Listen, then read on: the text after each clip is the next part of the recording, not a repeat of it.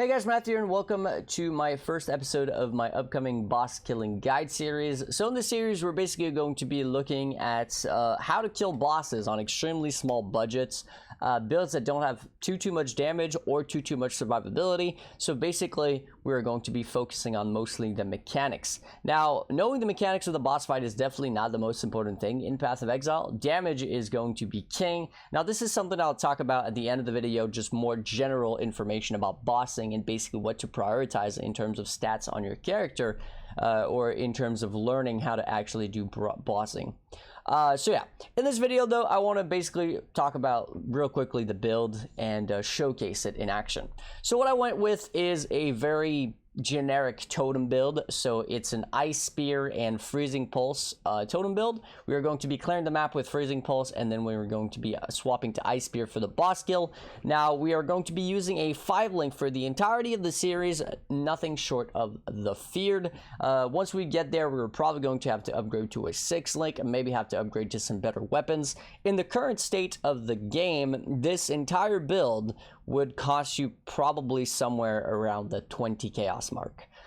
We have literally no influence items. We have nothing special. Most of our items are just a couple chaos each. This is pretty much as cheap as it gets. Now you could probably go even cheaper on a minor, but I wanted to play something that I would be able to I guess focus on speaking and explaining things a little bit more, and a minor is not great at that. You really have to focus if you want to just not get melted by everything.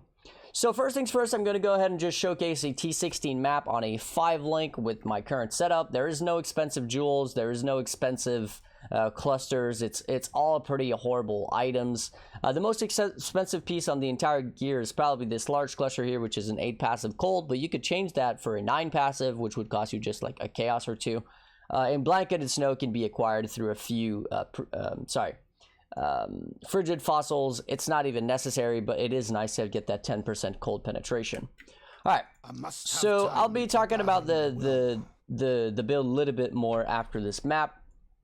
So because it's a totem build, it's a little bit of a slower playstyle. It's definitely not slow, just a little bit slower. So what you want to do is essentially just place your totems in front of you, let them do their job. If you just go in, running in, you will die. You're not all that tanky. So yeah, what we're going to do is basically just put down our totems, let them do their job, and we are going to focus on dodging stuff for the most part. Now, there's a lot of degen in this. Oh my.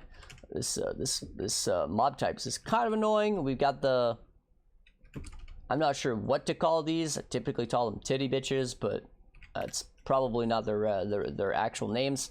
So let's go ahead and kill all these. As you can see, the clear speed is nothing to write home about, but it's also not too bad, and especially considering this is on a 5 link. And we're taking some hits, we're taking some damage here and there. I think this map has some influence on it. There's some crit multi on this map, some crit chance, there's some monster res. It's a pretty juicy map at over 90 quantity on this map. And of course, this is, I believe, Awakener 9, so this is making the map even harder, but we are still doing it relatively easily on a 5 link. Now, of course, if I was to just go in there and walk in, I would probably die.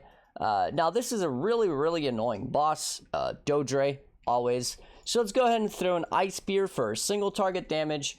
We're going to basically be debuffing her with Flame Gold and Arcanist Brand. Now, this is basically my take on a pretty, I guess you could say a pretty old build, the Freezing Pulse. I basically just made my own version, but it's essentially the same thing. So we are going to put all of our totems down and just let them do their job as we focus on dodging. So as you can see, this is essentially what it looks like to kill a T16 Giga Justa boss on a 5 link with my current build. So pretty good, right? I'd say that was pretty good. So yeah, I guess what I'm trying to say is that you really don't need a whole lot of damage or survivability to clear the entirety of the game if your build is just kind of made to do what it needs to do, right? which is why the importance of playing a meta build is always there, right? Playing something that is meta, if you're poor or if you're just like starting off, if you have very little currency, is always going to be a better idea than jumping into some really ratchet build that, you know, is not trialed and tested. Something like this, you know that it's going to succeed. Like I said, we're going to be doing everything short of the feared on this build, and of course I'll be explaining the mechanics of the fights as I do them, basically, and giving some more pointers to each and every one of the bosses. This is more an introduction video. Now, I want to talk about a little bit more, I guess you could say globally, about bossing. So what I prepared is basically a paint. I love using paint to explain things. I don't know why.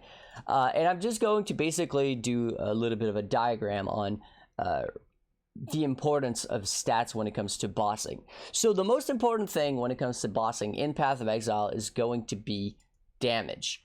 Damage trumps all. Why is damage so much more important than everything else? It's quite simple. If you have enough damage, you can skip mechanics. You can basically not know anything about the fight because you are just going to one-shot everything anyways, right? So damage is king. But what comes after damage? Well, mechanics. This is where a lot of people fail. It's easy to get damage if you have currency or if you have a really good build that just happens to be completely broken, right? That's easy. But mechanics is something that takes time and takes practice. But that is the second most important thing in the game when it comes to boss encounters. Uber Elder, Uber Atziri, stuff like that. It's knowing the mechanics and then knowing how to actually do them in order not to, well, die over and over. Now, I do want to say this, however, this is a softcore build. You are 100% going to die sometimes, and I'm going to die in pretty much all of my showcases on a build like this because it's very, very squishy. It's not tanky at all, and it's also doesn't do enough damage, right, to just one-shot things either way. But that's not the point of the series. The point of the series is to show you guys how to do bosses on an extremely small budget. So what comes after mechanics? Well, that is going to be survivability. All right, survivability. I'm not sure I wrote that right. Jesus. Survivability is going to be the next most important thing after knowing your mechanics, because damage can basically skip mechanics overall and make it so you don't have to know anything about the fight. And mechanics can make it so if you don't have that much damage, but you have some damage, right? If your mechanics are good, you can just basically do the fight for a little bit longer and just focus on not dying. And then the next important part is going to be survivability. So why are mechanics more important than survivability? Simply put, there are some mechanics that will kill you no matter how tanky your build is. For example, Maven. Maven has a laser which prevents you to regen. Most of the builds that can just AFK Maven fight are builds that are going to be very, very, very tanky because they have a ton of regen, especially Mind Over Matter builds come to mind, which are incredibly, incredibly high survivability. The thing is, if you get hit by the laser, then your survivability just goes out the window, right? Of course, if you have an absolute tremendous amount of damage, you can skip all those anyways. But again, we are going in order of importance. So damage is king. Second is knowing the fights and the mechanics. And then the third most important thing is going to be survivability.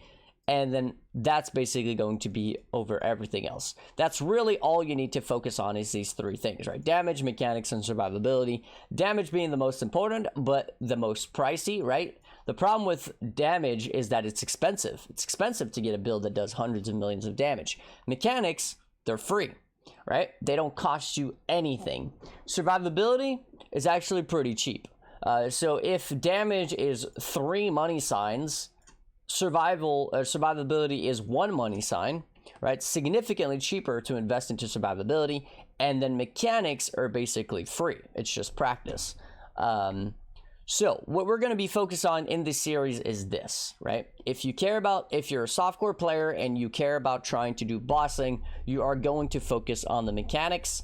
damage is not something that we're going to be able to get a lot of because we are going for cheap, right? So because we're going for cheap, we're going to focus on mechanics, and we're going to be focusing on survivability through mechanics, not through getting hits, because if we want to be able to tank some hits, that's also going to require currency, and we don't want to spend currency on the build. So what we're going to focus on is making sure that we don't get hit while also doing as much damage as possible.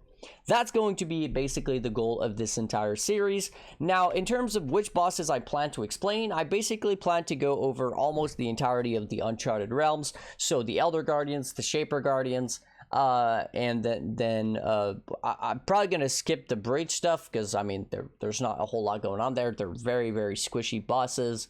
And then the memories, I guess I'll go over the memories, even if most of them are very, very easy to do. And then, of course, the main focus is going to be that end game encounter, right? The Cortex, the Tuyula, the Uber Ziri. I think a lot of people struggle with Uber Ziri, and then Shaper, Elder, Uber Elder. And then, of course, I also want to talk about Maven and Cyrus, the two that are not part of the Uncharted realms. So if there's any other bosses that you would like to see, feel free to let me know in the comment section. But I think that covers just about all of them, or at least the most important ones that are the ones that people care about when it comes to making currency. So yeah.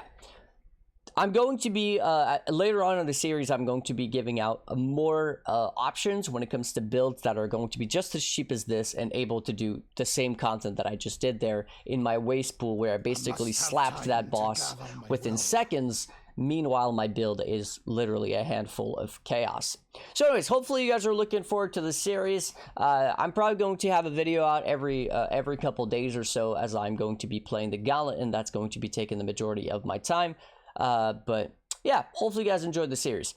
Before I go, though, as always, I want to say a massive thank you to my supporters: Joseph, Atticus, Don, Brandon, Fruitfly, Reese, Panda Central, Adorant, welcome back, Nero, Jacob, Thomas, Nike, the Great Master, Raymond, Alex, Emil, Tim, Grimoire, Lost with the Map, Flame Scorpion, Nathaniel, Richard, Johnny, Scott, Ronald, Willie, Kevin, Moonkiss, Mercury, Bitizen, and of course Axel, as well as everybody else who wishes to remain anonymous, or anybody else who has supported me in the past.